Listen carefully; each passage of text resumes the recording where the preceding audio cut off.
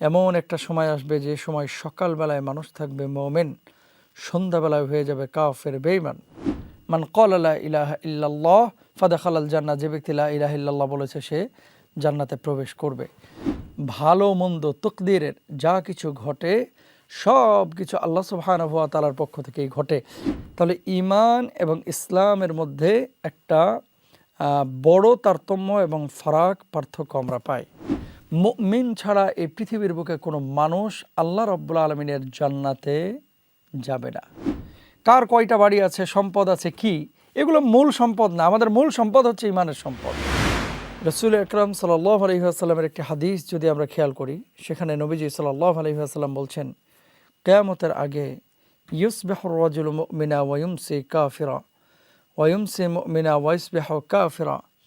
এমন একটা সময় আসবে যে সময় সকালবেলায় মানুষ থাকবে মুমিন, সন্ধ্যাবেলায় হয়ে যাবে কাফের বেঈমান। সন্ধ্যাবেলায় থাকবে ঈমানদার, সকালবেলায় হয়ে যাবে কাফের বেঈমান। কত মারাত্মক কথা!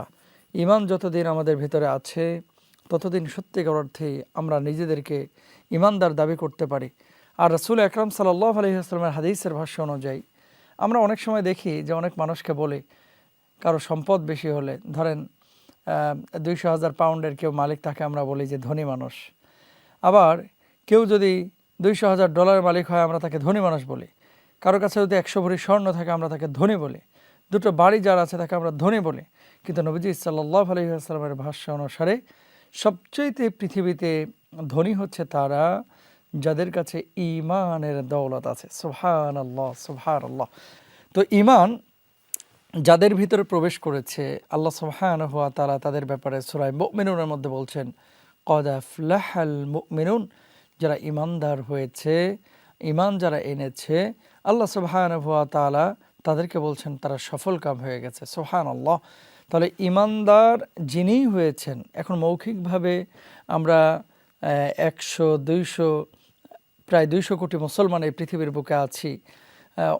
অধিকাংশ মুসলমানরা আমরা বলি যে আমরা জবানে আলহামদুলিল্লাহ আল্লাহকে স্বীকার করে নিয়েছি, অন্তরে স্বীকার করে নিয়েছি। তো আমরা তো প্রত্যেকে ঈমানদার। আল্লাহকে স্বীকার করে নিয়েছি মানে আমি ঈমানদার। মান ক্বালা লা ইলাহা ইল্লাল্লাহ ফাদাখালাল জান্নাহ, যে ব্যক্তি লা ইলাহা ইল্লাল্লাহ বলেছে সে জান্নাতে প্রবেশ করবে। এটা মৌখিকভাবে যদিও আমরা বলি, কিন্তু আরও কিছু হাদিস রয়েছে, কোরআনুল কারীমের আয়াত রয়েছে, যেগুলো যদি আমরা কার্যক্ষেত্রে বাস্তবায়িত না করে, আমলের জিন্দেগিতে পরিণত না করি, তাহলে কখনোই পূর্ণাঙ্গ ঈমানদার একজন মুমিনকে বলার কোনো সুযোগ নেই, অবকাশ নেই।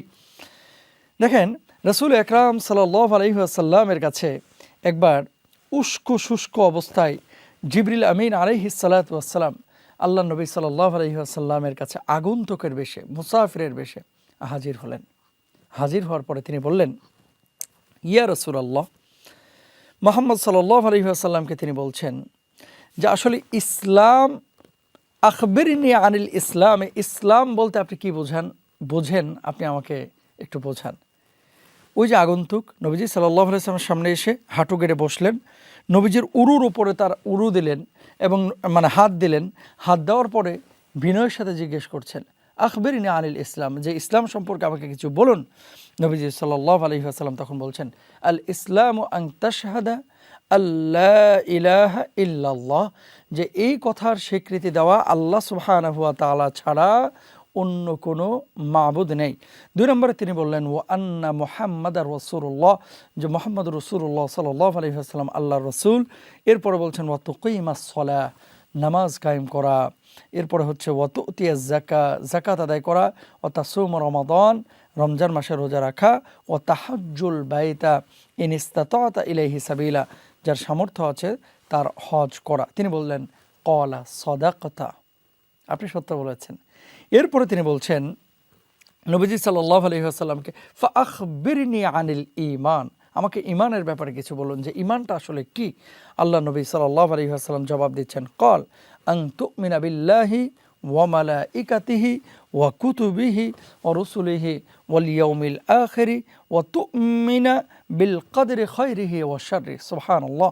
নবীজি সাল্লাল্লাহু আলাইহি ওয়াসাল্লাম জবাব দিচ্ছেন যে আল্লাহর প্রতি ঈমান আনা, ফেরেশতাকুলের প্রতি ঈমান আনা, আসমানি কিতাবসমূহের উপরে ঈমান আনা, রাসূলগণের উপরে ঈমান আনা, আখিরাতের দিবসের প্রতি ঈমান আনা এবং ভালো মন্দ তকদিরের যা কিছু ঘটে সব কিছু আল্লাহ সুবহানাহু ওয়া তাআলার পক্ষ থেকেই ঘটে। এই ব্যাপারে ঈমান আনাকে নবীজি সাল্লাল্লাহু আলাইহি ওয়াসাল্লাম তিনি বলছেন যে এটা হচ্ছে ঈমান। ওই যে আগন্তুক আল্লাহর নবীকে প্রশ্ন করলেন এবং নবীজি জবাব দিচ্ছেন, তখনও নবীজি সাল্লাল্লাহু আলাইহি ওয়াসাল্লাম হয়তোবা জানতেন না যে তিনি আল্লাহর ফেরেশতা। এই হাদিসটাকে হাদিসের ভাষ্য অনুসারে হাদিসে জিবরাইল বলা হয়ে থাকে। পরবর্তীতে যখন সমস্ত প্রশ্নের জবাব পেলেন, তিনি আল্লাহর নবীর দিকে হয়তোবা ইশারা করেছেন যে আমি আল্লাহর পক্ষ থেকে প্রেরিত ফেরেশতা, আপনার আশপাশের এই যে সাহাবে রিদওয়ানুল্লাহি আনহুম আজমাইন তারা যে আছেন তাদের কাছে শেখানোর জন্য, শিক্ষা বা বার্তা দেওয়ার জন্য ঈমানের পরিচয় কী, ইসলামের পরিচয় কী সেটা আমি বলে দিলাম। সুবহানাল্লাহ। তো নবীজি সাল্লাল্লাহু আলাইহি ওয়াসাল্লাম ইসলামের কথা বললেন, নবীজি সাল্লাল্লাহু আলাইহি ওয়াসাল্লাম ঈমানের কথা বললেন।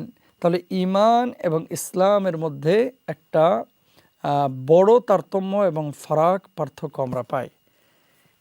আল্লাহ ছাড়া কোনো মাবুদ নেই স্বীকার করে নেওয়া, কালেমা সত্য স্বীকার করা, 5 ওয়াক্ত নামাজ আদায় করা, রমজানের রোজা রাখা, হজ করা, যাকাত দেওয়া, ইসলামের 5টি স্তম্ভের এই একটি স্তম্ভকেও যদি অস্বীকার করে তিনি মুসলমান থাকবেন না, তিনি বেঈমান হয়ে যাবেন।